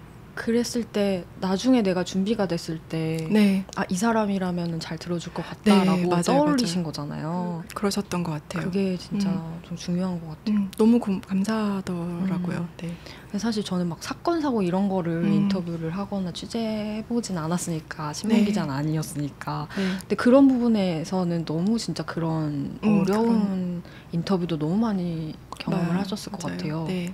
말하고 싶지 않은 것인데 어쨌든 얘기를 들어야 하고 약간 이런 경우? 네. 그럴 때 어떤 마음으로 가세요? 너무 힘들고 사실 뭐 예를 들면 가장 저희가 이제 어렵다고 생각하는 게 유족 취재거든요. 뭐 가족을 잃으셨거나 이런 분들이 지금 그 사실 자체를 너무나 받아들이기 힘든데 장례식장에 가거나 아니면 집에 찾아가서 그 아직 살아있는 그 뜨거운 상처에 대해서 이렇게 계속 물어보고 해야 되는 게 너무너무 힘들고 너무너무 하기 싫었고 그랬죠. 그래서 근데 이제 어쩔 수 없이 해야 되니까 그게 또 저의 일이기도 했고 그래서 한 경우도 많이 있었는데 사실은 잘 못했고요. 했다고 치고 안 하고 그런 경우도 많이 있었어요. 그러니까 만날 수 있는데 그냥 회사에는 이제 안 만나주신대요 이렇게 하고 그냥 만나서는 그 사건에 대해서 묻지 않고 그냥 같이 울다만 오고 그런 적도 많이 사실은 있었고 네, 근데 그것도 제가 이제 19년 차지만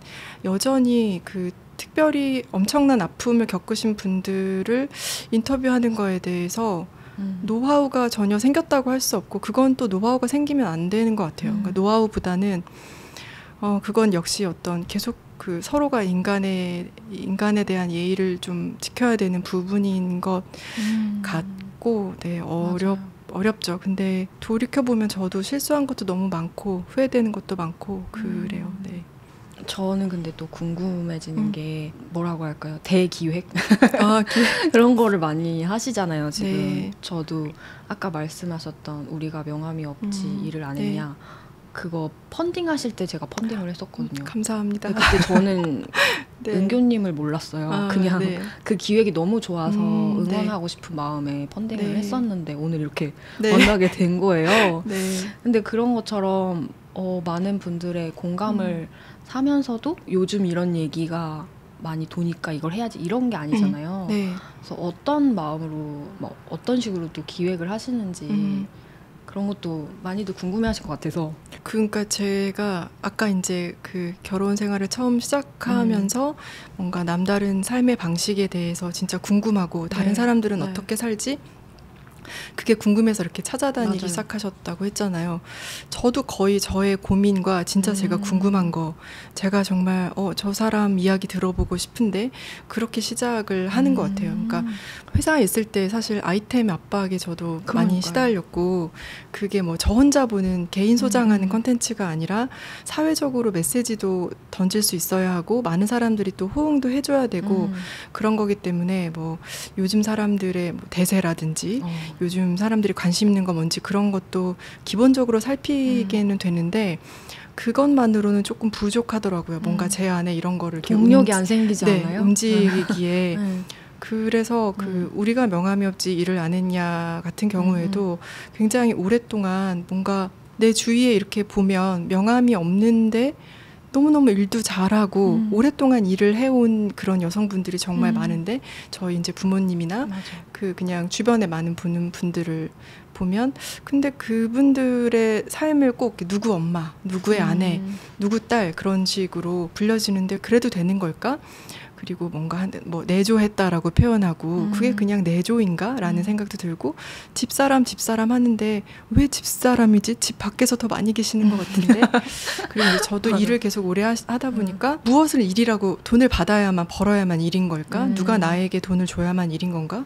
그리고 제가 이제 굉장히 어렵게 삼수를 해서 삼수였나? 맞죠? 삼수에서 기자가 돼서 그 바라던 명함을 얻게 됐는데 그 어느 날 명함을 이렇게 보니까 명함 안에 뭔가 정말 이건 나야. 예를 들면 이름을 가리고 이렇게 누군가 땅바닥에 던져졌을 때 누가 봐도 이건 나야라고 할 수 있는 나와 닮아 있는 낱말이 별로 없는 것 같더라고요. 그냥 회사 이름, 소속, 내가 진짜 좋아하는 내가 나를 표현할 수 있다고 생각하는 그런 것들이 없는 것 같아요. 그래서 명함이라는 게 뭐지? 뭐 이런 질문들을 계속 하다가 그런 기획을 하게 된 거죠. 그러니까 지금도 사실 글을 쓰거나 기획을 하거나 이런 게 다 저의 고민이나 관심에서 시작이 되는데 제가 인터뷰를 시작하고 싶어 하시는 분들한테도 우리가 인터뷰를 하기 어려워하는 이유가 뭔가 인터뷰가 막 엄청 대단한 사람을 만나서 맞아요. 대단한 이야기를 들어야 한다고 겁을 먹기 쉽잖아요. 그러면 일단 대단한 사람 찾아야 되죠. 그럼 대단한 이야기를 들으려면 내가 또 대단한 질문을 해야 되잖아요. 그 모든 과정에서 어깨가 굳을 수밖에 없는데 그냥 저는 매일매일 나의 사소한 고민이 아주 좋은 컨텐츠가 될 수 있다고 믿고 거기에서 시작을 하려고 노력하고 하셨으면 좋겠어요. 네. 맞아요. 그러니까 요즘에 또 인터뷰 콘텐츠들이 막 많아지잖아요. 그리고 누구나 뭐 SNS든 유튜브든 뉴스레터든 막 이렇게 콘텐츠를 만들 수 있다 보니까 또 반대로 약간 걱정되는 부분은 그냥 콘텐츠만을 위한 콘텐츠를 생각하시는 분들도 많더라고요. 이걸 왜 내가 해야 되지? 라는 것보다는 당장 나도 그냥 인터뷰 콘텐츠 같은 거 해보고 싶어. 그러니까 이런 마음이 더 앞서서 그러면은 뭔가 라인업도 좀 근사해야 될 것 같고 막 그런 것부터 생각을 하는 경우가 많은 것 같아서 근데 저는 요즘사를 어떻게 시작하게 됐어요? 라고 하면은 항상 아까 말씀드린 것처럼 그냥 정말 제가 살아가면서 만나는 어떤 고민과 문제의식으로부터 출발을 했던 것 같거든요. 그래서 거기에서 이런 걸 그러면 좀 나에게 힌트를 줄 수 있는 사람이 누구지? 그런 사람들을 찾아 나서면서 시작이 됐던 건데 그런 답변들이 그래서인지 뭔가 이제 그냥 컨텐츠로만 만약에 만들어야 됐었으면 이렇게 오래 못했을 것 같아요. 맞아요. 근데 인터뷰라는 행위 자체가 제 삶에도 계속 도움이 되고 그 사람들이 해준 말들이 저한테 다시 질문을 던져주기도 하고 새로운 답을 찾을 수 있게 도와주기도 하고 맞아요. 네. 그래서 지금까지 할 수 있었던 것 같아요. 이게 조회수가 나오든 구독자가 뭐 안 늘든 상관없이. 네. 은교님도 그런 경험들이 분명히 있으실 것 같다. 네, 그런 맞아요. 마음으로 기획을 하시고 나의 고민과 그런 생각들로 출발을 하셨으니까 그런 인터뷰들이 나에게 좀 다시 질문으로 돌아온 경험 좀 들어보고 싶어서요. 좋은 질문을 이렇게 준비할 때 아까 이제 열쇠 같은 질문을 만들고 싶다고 말씀을 드렸는데 거기에 또 하나 제가 좀 생각하는 게 나라면 어떤 질문을 받고 싶을까를 생각을 하거든요. 그리고 이 질문을 이렇게 내가 받았다면 어떤 느낌일까를 좀 많이 생각을 해봐요. 나는 굉장히 좀 멋있다고 이렇게 했는데 그 사람에게는 이게 조금 따끔하거나 아프게 느껴질 수도 있고 일단 그래서 질문을 하는 과정에서 그 질문들을 사실은 저에게 한 번씩은 해보죠. 똑같은 질문을 일단 1차 인터뷰이가 제가 되는 경험을 하고요. 짧은 인터뷰든 뭐 긴 인터뷰든 그리고 그 목적이 뭔가 좀 정보와 지식을 얻기 위한 거든지 아니면 그 사람의 개인적인 이야기를 듣기 위한 거든지 항상 그 안에서 뭔가 그 사람의 좀 서사를 발견하려고 노력을 하거든요. 그러다 보면 처음에 말씀드렸던 것처럼 그 사람의 빛과 그림자에 대한 이야기를 자연스럽게 하게 돼요. 그러면 그 인터뷰가 끝나고 나서 이제 좀 뭔가 그분도 저도 좋은 인터뷰를 했다고 하면 그럴 때 어떻게 하셨어요? 라는 그런 질문들이 오가게 되고 그럴 때 그냥 잠깐 넘어져 있었어. 아니면 막 너무 애쓰지 않았어. 아니면 너무 힘들었는데 진짜 힘 한번 쭉 내봤어. 라든지 여러 가지 다양한 삶의 모습과 답변을 들었던 것 같고 그게 그냥 저에게 이렇게 응답이 됐던 것 같아요. 뭐 괜찮아. 그래도 괜찮아. 그냥 다음 페이지가 있어. 괜찮아. 그런 이야기들을 항상 많이 들었던 것 같고 그런 이야기를 들으려고 인터뷰를 한 건 아니지만 인터뷰가 끝나고 나면 생각지도 못했던 어떤 그런 편지? 답장을 받은 것 같은 경험들을 많이 했던 것 같아요. 그리고 실제로 지금 엄마이시기도 하고 네네. 여성으로서 계속 일을 하고 계시니까 네. 그런 주제로 인터뷰를 했을 때 또 들은 것들이 조금 도움이 되신 경우도 있으실 것 같아요. 맞아요. 그 우명함 같은 경우에 다 어쩌다 보니까 이제 전부 아이를 키운 경험이 있으신 분들이었는데 저보다 어떻게 보면 더 어려운 상황에서 다 일과 육아와 그 밖에 많은 것들을 이렇게 책임져 오셨는데 그게 사실 이렇게 멀리에서 보면 그냥 그저 힘들기만 한 시간이었을 것 같고 또 잘 모르는 사람들이 보면 그냥 생계 때문에 하는 일 같았지만 그 안에도 너무 기쁨과 슬픔이 있고 남들은 그렇게 부러워하는 일이 아니더라도 굉장한 자부심이 있으시더라고요. 근데 제가 하는 일도 어떻게 보면 작가라고 하면 좀 뭐 멋있어 보이고 그럴싸해 보일 수 있지만 저는 또 저 나름대로의 저에 대한 자책감이 있고 비루함이 느껴지고 또 어떤 날은 붕 떴다가 어떤 날은 내려갔다 이렇게 하는데 각자의 그 하루하루의 일상을 소중하게 생각해 가면서 누가 알아주든 알아주지 않든 뭐 명함 같은 게 있든 없든 근사하든 근사하지 않든 그냥 내가 일상에서 나의 일의 기쁨과 의미를 발견하면서 이렇게 살아가는구나. 그리고 그렇게 일을 하면 진짜 멋있구나라는 거를 제가 그 프로젝트를 하면서 느꼈던 것 같아요. 그러니까 자기가 해온 일을 이야기할 때 얼굴이 이렇게 환해지는 거 있잖아요. 그 일에 어떤 사회적 이름이 붙지 않더라도 근데 그게 제가 너무너무 부러운 거예요. 내가 진짜 청소 하나 끝내주게 하지. 뭐 내가 진짜 애들 그 몇 명 밥을 해먹였는데 얼마나 맛있어. 애들이 먹고 이렇게 더 달라고 할 때마다 얼마나 뿌듯했는지 몰라라고 얘기할 때 아 진짜 자기의 일이 무엇인지 알고 그 일을 정말 뿌듯하게 즐겁게 해냈을 때 저렇게 사람 얼굴에서 빛이 나는구나라는 걸 느끼고 나는 언제 저랬지? 이런 것도 생각해 보게 됐고 실제로 제가 지금 프리워커인데 명함이 없어요. 명함이 필요할까? 명함 에 쓰여진 어떤 말로 나를 꼭 규정하고 싶지 않다라는 생각이 들었는데 그것도 아마 그 프로젝트에서 배운 게 아닐까. 그렇구나. 네네. 명함이 없는 거 되게 쿨하다. 게을러서이기도 하고. 네, 없습니다. 그렇군요. 네. 또 이제 인터뷰 하다 보면은 네. 나의 삶이 거기에 투영이 되다 보니까 네. 항상 비슷한 질문이 또 들어가기도 하잖아요. 대상은 달라지고 주제는 달라져도 네. 은근슬쩍 자꾸 내 고민을 거기다가 맞아요. 가끔씩 끼워넣기도 하고. 맞아요. 은교님은 그런 거 있으세요? 항상 저 있어요. 어떤 거예요? 거의 1년차 때부터 만나는 모든 사람들에게 주제와 상관없이 했던 이야기가 슬럼프가 찾아왔을 때 어떻게 하시는지. 저 작년에 맨날 그거 봤는데 저 1년차 때부터 그게 항상 궁금하더라고요. 우리의 그 고유한 주제 중에 하나가 그거잖아요. 나는 내가 좋아하는 일을 하고 있는데 왜 힘들지? 맞아. 나는 원하는 일을 하고 있는데 나는 왜 이렇게 못하지? 맞아. 내가 잘할 줄 알았는데 왜 이러는 거야? 근데 저렇게 대가라는 사람들도 남들이 보기에 성공했다고 하는 사람들도 그럴까? 그런 것들이 항상 궁금했고 제가 볼 때 막 너무 밝아 보이는 사람도 그런 어두운 순간들이 있었을까? 그런 게 궁금하더라고요. 그래서 그거는 항상 그 기사에 못 넣더라도 항상 여쭤봤던 것 같아요. 그러니까 그때는 번아웃이라는 말이 나오기 전부터 그러니까 아무것도 하기 싫을 때 나도 내 마음을 잘 모르겠을 때 뭐 그런 식으로 이렇게 변형해서 그런 것들을 많이 여쭤봤던 것 같아요. 저도 그런 거 있거든요.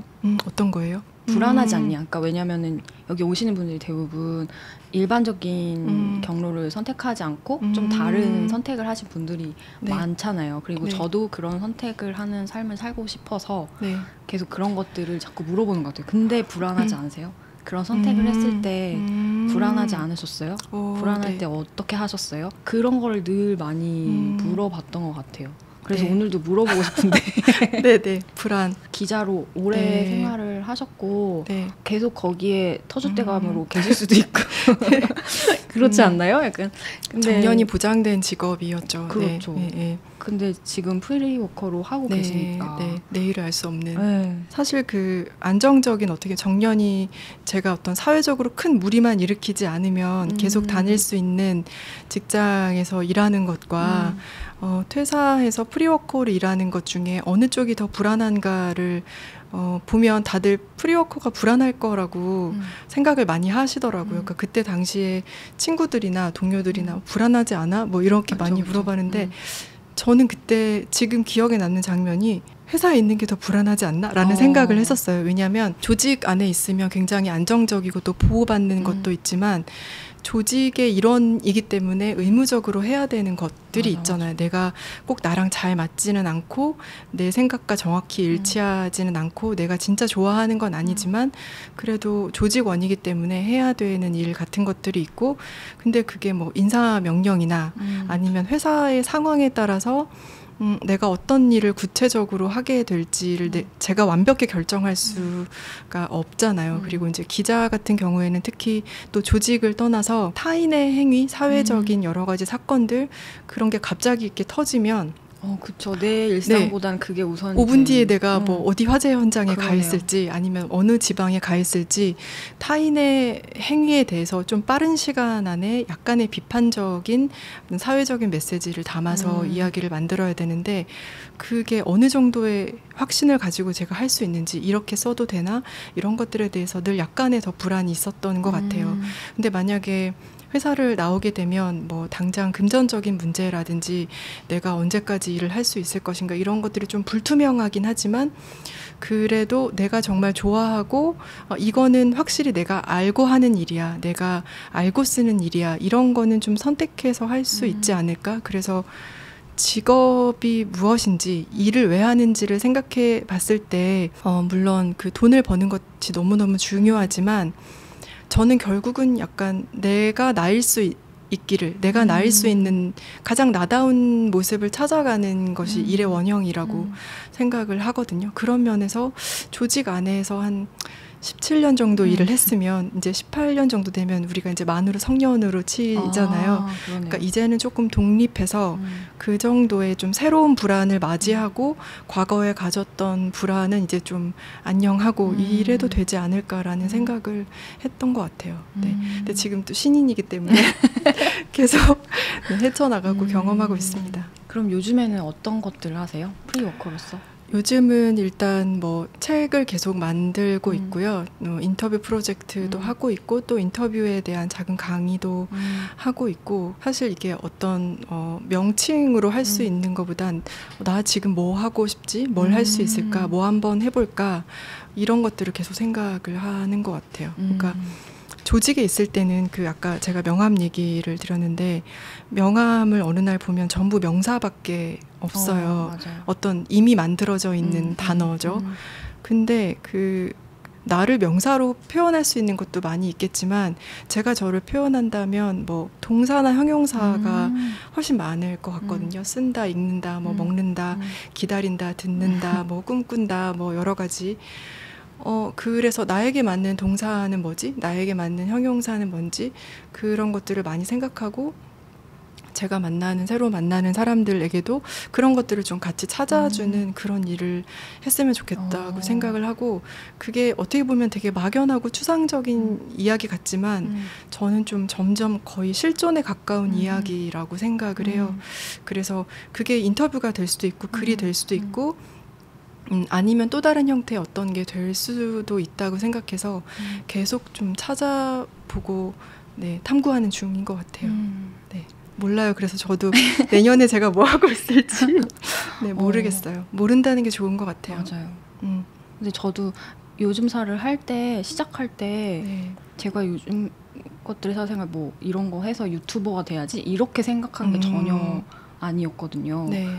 말씀하신 것처럼 진짜 막연했던 것 같아요. 네. 그냥 우리가 이제 결혼식 대신에 이런 산티아고 순례길을 걷자 해서 그런 프로젝트도 해봤는데 네. 그 다음에 사실 어떻게 살아야지 정해진 게 하나도 없었거든요. 근데 막연하게 정석에서 좀 벗어난 삶을 사는 이야기들이 생각보다 드러나 있지 않으니까 좀 그런 이야기들을 좀 수면 위로 올리는 그런 일을 하고 싶다. 근데 그게 뭔지는 아직 모르겠어. 네. 라는 상태로 시작을 했던 것 같아요. 너무 멋있어요. 근데 그게 지금까지 올 수 있었고 점점 하면서 저도 구체화되고 뭔가 모습을 갖춰 나갔었던 것 같아요. 그러니까 아까 그 인터뷰가 출장이 아니고 여행이라고 말씀드렸잖아요. 우리 삶도 출장이 아니고 여행이니까 너무 완벽한 계획표를 세워놓으면 정말 지치는 것 같아요. 혜미님이 처음부터 나는 무슨 유튜버로 몇 년 안에 뭐 어떻게 되고 뭘 하겠어라고 생각을 하면 네. 왜 이게 성과가 안 나오지 맞아요. 하면서 또 약간 하기 싫은 것들도 중간중간에 해야 됐겠지만 그저 정말 오직 나의 마음에서 진심에서 우러나와서 그러다 보니까 그게 다른 사람들에게도 좋은 영감이나 영향력을 주게 되고 서로 약간 보이지 않지만 손을 잡고 계속 걸어가는 느낌이 되는 거죠. 그러니까 저는 이 불확실성의 시대에 너무 많은 것을 계획하고 다 예측하려고 노력할 맞아. 필요는 없는 것 같고 나는 뭘 좋아하지? 나는 그러니까 좋아하고 하고 싶은 마음이 계속 생기는 게 너무 귀한 것 같아요. 그래서 계속 그걸 지속할 수 있는 마음 그게 이렇게 사라지지 않고 마음에 계속 있으면 참 행복한 삶일 것 같아요. 요즘 화두가 있으세요? 요즘 하도 제가 이제 그날 매일매일 좀 오늘의 질문 같은 거를 저에게 하려고 노력을 해요. 하는데 2가지 질문이 한 며칠째 계속 제 마음속에 이렇게 한 달 정도 떠도는 게 있는데 하나는 조금 부끄럽지만 나의 가장 나은 버전은 무엇일까라는 거예요. 이게 이제 제가 이제 나이도 점점 먹고 일도 오래 하다 보니까 저의 방향성이라는 게 생기고 익숙한 부분들이 생기잖아요. 그러니까 나는 이건 못하고 안 그러려고 하는데 저도 저를 이렇게 좀 규정하고 어떤 것들은 포기하게 되고 그런 것들이 있는데 그게 맞나라는 거를 생각을 해보는 거죠. 그러면 나는 좀 이런 사람이면 이런 사람 중에 가장 내가 나은 모습은 무엇일까? 내가 조금 할 수 있는데 핑계대고 놓친 부분은 없나? 아니면 내가 스스로를 너무 이렇게 깎아내리고 있는 부분은 없나? 아니면 그 노력 없이 너무 이렇게 우쭈쭈만 해주는 부분은 없나라는 걸 좀 생각하면서 나의 가장 좀 나은 버전은 뭘까? 이게 첫 번째 질문인 것 같고 2번째 질문은 그 인터뷰하고 이제 사람들을 많이 만나면서 타인에 대한 공감을 많이 생각을 하잖아요. 그런데 나는 나에게 얼마나 공감하고 있는가라는 질문이 계속 머리에 남더라고요. 그러니까 내가 나쁜 짓을, 못난 짓을 했을 때, 내가 좀 괜찮은 짓을 했을 때 그런 나에게 나는 얼마나 공감하고 나를 이해해주고 있지? 라는 거를 좀 생각해 보고 있어요. 네. 근데 항상 이렇게 좀 뭔가 그럴싸한 질문만 하는 건 아니고요. 나는 왜 그 떡볶이를 맛있다고 생각하지? 이런 질문도 하고 근데 이 약간의 그 마침표를 물음표로 바꿔보는 그런 것들을 매일 좀 해보려고 노력하는 것 같아요. 근데 뭔가 계속 이런 질문을 품고 있으면 네, 그게 씨앗이 되어서 네. 또 다른 어떤 일로 맞아요, 맞아요. 이렇게 만들어지기도 하고 그렇잖아요. 맞아요. 또 네. 이런 일 좋아하는 사람들이 또 가만히 있지 않으니까 네, 네, 네. 또 뭔가 어떤 식으로 또 펼쳐 나가실지 너무너무 기대가 되고 궁금해요. 저도 네, 내일에 제가 뭘 할지 모르겠지만 그냥 흘려보내지 않고 예를 들면 제가 어떤 좀 부족하고 어리석은 짓을 저질렀을 때 의도와 다르게 아 이렇게 한숨만 쉬는 게 아니고 그랬구나. 근데 왜 그랬을까? 왜 그랬던 거지를 약간 부드러운 물음표로 한 번만 생각해 보는 것만으로도 조금 약간 내가 나를 달래주는 느낌도 들고 그냥 너무 탓하지 말고 한번 내가 나와 이렇게 대화를 해보는 기회가 될 수 있는 것 같아요. 그리고 사실 대컨텐츠의 시대잖아요. 너무너무 이렇게 핸드폰만 켜면 전 세계에 좋은 컨텐츠들이 다 쏟아져 맞아. 나오는데 남들에게 좋은 컨텐츠가 꼭 나에게 좋은 컨텐츠는 아니라고 생각하거든요. 1년 전에는 아무 감흥이 없었는데 오늘 나에게는 되게 도움이 될 수도 있다고 생각해서 반대로 얘기하면 아 내가 하는 이렇게 좀 작고 너무 이미 다 나온 것 같은 이야기가 의미가 있을까라고 저도 많이 자기 검열을 하는데 그럴 필요 없이 그냥 항상 내가 한 이 이야기가 나를 포함해서 한 단 한 명 누군가에게라도 조금 울림이 될 수 있다면 그건 이미 너무 좋은 콘텐츠다. 그 고민하는 과정 자체가 너무 귀하다라고 많이 생각하려고 노력해요. 맞아요. 네.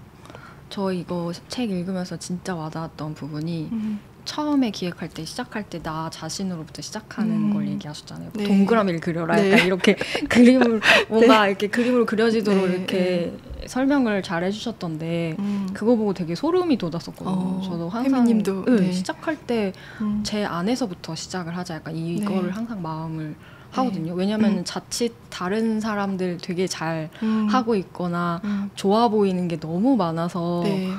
착각할 수가 있잖아요. 맞아요. 저게 내가 원하는 거라고 착각할 수도 있고 네. 내 생각이라고 착각할 수도 있고 네. 근데 거기서부터 출발하면 항상 꼬이고 안 되더라고요. 네. 그래서 항상 저도 진짜 이게 내 고민인지 내 이야기인지 내 안에서 나온 건지 이런 맞아요. 거를 생각을 하면서 거기서부터 점점 넓혀가는 네. 것 같거든요. 네, 맞아요. 그래서, 근데 어떤 순간에는 사실 그 사회적 성취나 사회적인 인정 같은 것들이 분명히 필요한 구간이 있다고 생각을 해요. 그래서 뭐 나는 진짜 나는 어디 가서 뭐 1등 할 거야, 뭐 찍을 거야 이렇게 하는 게 결코 나쁘거나 뭐 천박하거나 그건 아니라고 생각하는데 그것만 동기이면 쉽게 지칠 수밖에 없는 것 같아요. 맞아요. 그래서 그런 그 동기가 필요한 순간이 분명히 있지만 그것과 함께 진짜 내 마음속에서 이렇게 확 누가 안 시켜도 이렇게 독립책방에 붙이고 다니는 이걸 내가 뭐 나 혼자 보더라도 그냥 난 정말 이걸 한번 해보고 싶어라는 그 동기가 분명히 같이 있어야 되는 것 같아요. 네. 저는 안 물어보셨지만 제 요즘 질문도 있는데 너무 좋은 인터뷰이다. 네. 제 요즘 질문도 있는데 그 네. 말씀하신 것처럼 제가 이 질문을 던져놓고 저한테 질문을 하게 되더라고요. 맞아요.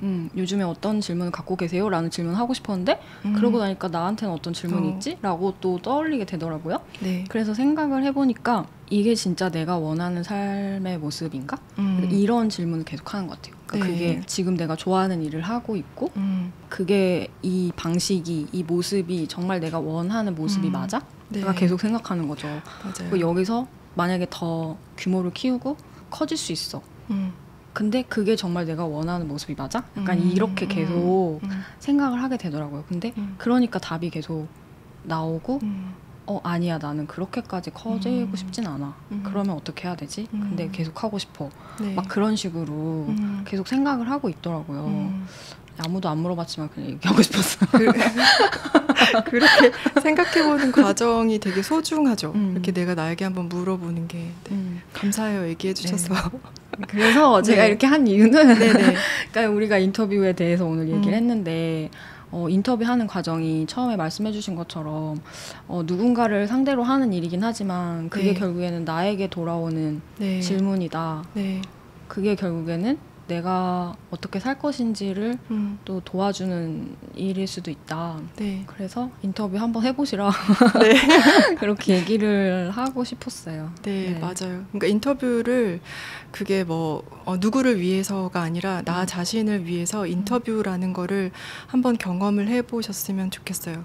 아주 친한 친구나 아니면 가족도 우리가 그냥 이렇게 만나면 그 괜히 약간 부끄러워서 어색해서 아니 민망해서 대화를 하기가 어려운 경우가 오히려 서로 너무 잘 알아서 근데 그럴 때 그냥 우린 지금부터 연기를 하는 거야. 인터뷰어와 인터뷰이의 페르소나로 만나서 인터뷰라는 걸 해보는 거야 라는 거를 경험하면 아주 새로운 모습의 서로를 좀 발견할 수 있는 거죠. 꼭 타인이 아니더라도 맞아요.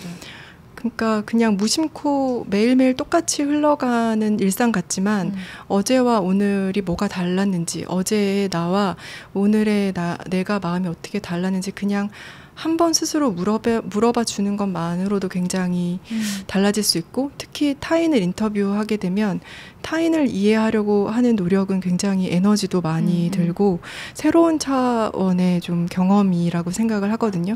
그래서 그런 걸 한번 해보시면 그 누구보다도 그냥 자기 자신에게 제일 좋을 거라고 생각을 해요. 네. 맞습니다. 네, 오늘 완전 공감 파티였던 것 같고요. 그리고 또 제가 뭔가 말로 표현하지 못했던 것들을 또 이렇게 잘 정리를 해서 말씀해 주시니까 저도 너무 속이 시원하면서 되게 위안을 받고 위로를 받는 그런 시간이었던 것 같습니다. 감사합니다. 사실 저도 이렇게 혜미님 얘기를 계속 들으면서 이거 밑줄 나도 댓글 그런 느낌이었고 사실 저도 제가 정확히 어떤 이야기를 할지 잘 모르는 상태에서 나왔는데 너무 또 좋은 질문을 해주셔서 저도 제 안에 있는 여러 가지 인터뷰에 대한 생각과 고민 이런 것들을 한번 정리할 수 있어서 역시 인터뷰는 참 고맙다, 좋다라는 생각이 맞아요.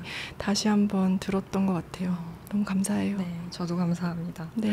네, 오늘 들어주신 분들도 아마 뭐 인터뷰에 대한 생각들 오늘 들으시면서 떠오르는 감정들 댓글로 나눠주시면 우리끼리만 떠든 게 아니고 잘 듣고 계시는구나 이런 것도 느낄 수 있고 그럴 것 같습니다. 그리고 이게 끝이 아니죠. 좋은 대화를 만드는 도구들 좀 요청을 드렸는데 이거는 요즘사 멤버십 회원이 되시면 툴박스 콘텐츠로 만나볼 수 있습니다. 그리고 이제 요즘사 콘텐츠는 유튜브 영상뿐만 아니라 애플 팟캐스트, 스포티파이 등 오디오 채널에서도 라디오처럼 들으실 수 있는 거 아시죠? 출퇴근길에 또 작업하면서 편하게 들어주시면 좋을 것 같습니다.